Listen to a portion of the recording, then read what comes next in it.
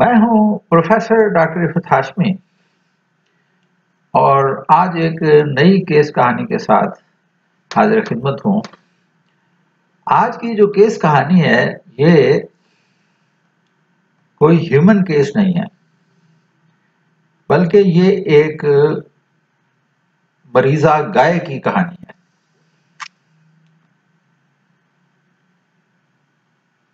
मैं जिस जमाने में नबील बोली क्लिनिक फिरोजपुर रोड पर प्रैक्टिस करता था, तो वहां पर मेरे पास एक नौजवान डिस्पेंसर काम करता था जो कसूर के रहने वाला था। तो उसने कई दफा मुझसे फरमाइश की कि डॉक्टर साहब आप मेरे साथ चलें, मैं आपको घर ले जाना चाहता हूं और आपको अपना गांव दिखाना चाहता हूं। तो लेकिन मैं अपनी मसरूफियात की वजह से ना जा सका। लेकिन एक दफा मोनोटनी को तोड़ने के लिए मैंने उसकी वो फरमाइश जो है वो मान ली और हमने कहा कि इस वीकेंड पर हम चलेंगे। खैर हम कसूर पहुंच गए और वहाँ पहले तो हमने वो कसूर का जो बाजार है वो देखा, विजिट किया।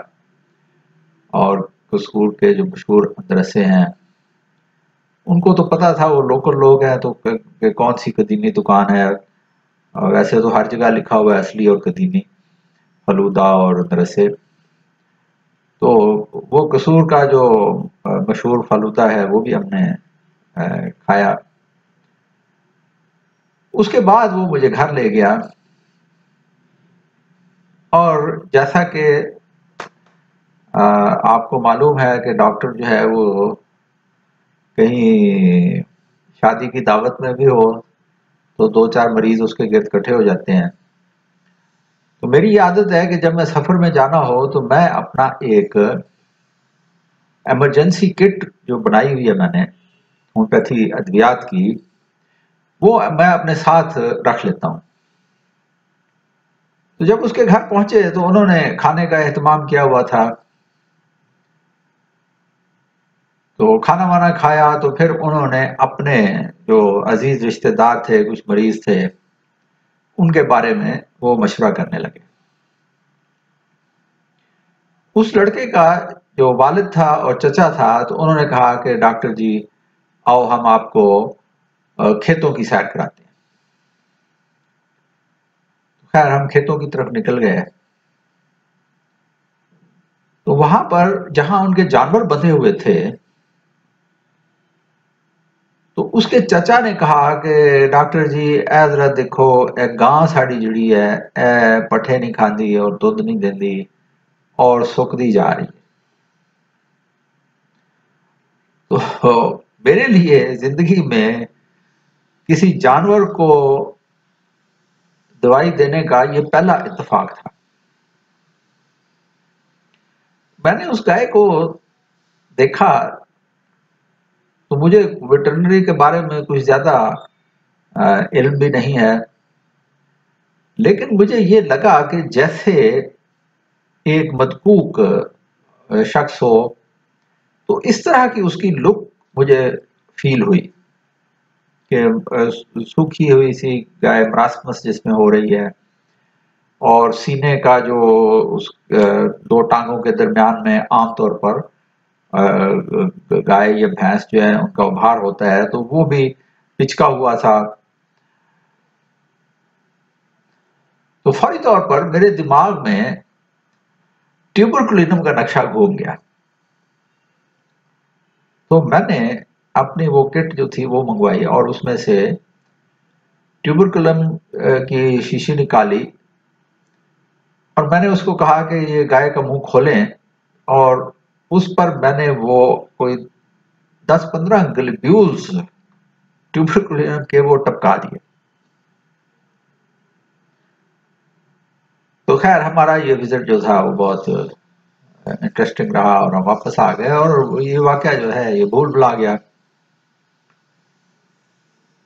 15-20 दिन का वक्फा गुजरा होगा कि उस लड़के का चचा जो है वो कसूर से स्पेशली आया मिलने के लिए और उसने कहा कि जी डॉक्टर जी, वो आपको याद है आपने वो हमारी गाय को दवाई खिलाई थी, तो उसके बाद से वो अल्हम्दुलिल्लाह अब पट्ठे खाने लग पई है और उसकी सेहत भी अब पहले से बेहतर हो रही है और वो दूध भी दे रही है। तो मैं बड़ा हैरान हुआ, खुश भी हुआ, क्योंकि किसी जानवर को दवाई देने का ये मेरा पहला इत्तेफाक था। यूं तो मटेरिया मेडिका में, होम्योपैथी मटेरिया मेडिका में भी जनरली भी आपको पढ़ेंगे तो आपको जानवरों के हवाले से कई दवाओं का रेफरेंस जो है वो मिलेगा। मिसाल के तौर पर गाय के अफारे के लिए आमतौर पर लिखा हुआ है किताबों में कि कॉल्चिकम उसकी दवा है। इसी तरीके से जो मवेशियों को मुंहखोर की बीमारी हो जाती है तो उसमें काली आयोडाइड के बारे में लिखा हुआ है कि ये मौसर दवा है। इसी तरीके से अगर कोई पल्मोनरी कंप्लेंट हो जाए मवेशियों में, यानी फेफड़ों की कोई बीमारी हो जाए, तो उसमें वर्बेस्कम जो है उसके बारे में लिखा हुआ है कि ये बुलक लंग वर्ट है, यानी बैलों की जो फेफड़ों की ये मौसर दवा है। तो उस एपिसोड के बाद साफ ज़ाहिर है मेरा कोई वेटरनरी का नॉलेज भी नहीं है और ना ही मैं जानवरों का इलाज करता हूँ, लेकिन मुझे ये यकीन हो गया कि होम्योपैथी दवाएं जो है वो जानवरों पर भी उतना ही अच्छा इफेक्ट करती हैं जितना ह्यूमंस पर करती हैं। तो उसके बाद फिर कभी कभार अगर इत्तेफाक होता था तो हम किसी जानवर के लिए दवाई जो है वो दे देते थे। मिसाल के तौर पर एक दोस्त ने कुत्ता पाला हुआ था, तो उसको मैंने एक दफा उसको नज़ला जुकाम की जैसे शिकायत हो जाती है, तो इस तरह की उसने मुझे कुछ कैफियत बताई। मैंने जानवर तो नहीं देखा, लेकिन उस दोस्त ने जब मुझे बताया तो मैंने उसको यूफ्रेजिया 200 की डोज दे दी और उसने बताया कि जी वो ठीक हो गया। इसी तरह एक और मौके पर उसने बताया जी कुत्ता मेरा बीमार है और वो भूख उसकी जैसे लगता है बंद हो गई है, कुछ खा पी नहीं रहा। तो मैंने सल्फर वार्निंग की एक डोज दे दी, तो उसने बताया कि जी वो ठीक हो गया है और खाने पीने लग गया है। इसी तरह से अगर मुर्गियों के चूजे जो हैं वो बाज़ औक़ात उनको सर्दी लग जाती है फालिज होके, तो वो एक साइड पे गिर जाते हैं, तो उसमें मैंने जिंकम मेटालिकम और फेरमफास जो है उसको इस्तेमाल करके तो देखा कि वो उससे ठीक हो जाते हैं। इसी तरह मुर्गियों के जो फंगल नमूनिया है उसमें एकोनाइट ब्रायूनिया और एंटीमिनियम टार्ट जो हैं ये दवाएं बहुत अच्छा काम करती हैं। मुर्गियां अगर सुस्त हो जाएं और उनकी बीट में खून मिला हुआ नजर आए तो उसमें मर्कार या इपिकाक देने से वो ठीक हो जाती है। मेरे क्लिनिक पर एक गवाला जो है वो दूध देने के लिए आता था, तो वो अक्सर औकात अपनी किसी जानवर का कोई ना कोई मसला जो है वो मुझे बताया देता था, तो मैं जस्ट तजर्बाती तौर पर उसको दवाई देता, तो अक्सर औकात जो है वो उसके जानवर जो है वो ठीक हो जाते हैं। तो मुझे उसका सिर्फ ये फायदा था कि वो मुझे दूध ठीक देता था। वैसे उसका कहना था कि आप हमसे कसम उठा लें, हमने आज तक कभी बगैर पानी के दूध जो है वो नहीं बेचा है, लेकिन आपको हम सही दूध देते हैं। तो एक दफा उसने मुझे बताया कि जी मेरे एक भैंस है, तो वो यानी फर्टिलाइज नहीं होती, उसको वो अपनी जुबान में कहते हैं कि फिर जाती है। तो मैंने सोचा कि ये हार्मोनल को प्रॉब्लम हो सकता है, तो मैंने उसको CPR 10 mg की एक डोज दे दी। तो उसने जब वो उसको खिलाई भैंस को, तो अगले 10 दिन के अंदर वो दोबारा बोलने लग गई। इसी तरह एक इत्तेफाक ये हुआ कि मेरी मिसेज भी होम्योपैथ डॉक्टर हैं, तो कबूतर कुछ उसने रखे हुए हैं घर में। तो एक दफा कबूतरों को एक बीमारी हो गई जिसमें वो शायद लकवा कहते हैं उसको, मुझे नहीं पता है जानवरों की बीमारियों के हवाले से। तो उसमें यह है कि कबूतर जो है उसकी गर्दन टेढ़ी हो जाती है और वो फिर बीमार होके तो मर जाता है। तो वो कबूतर बीमार होने शुरू हो गए, तो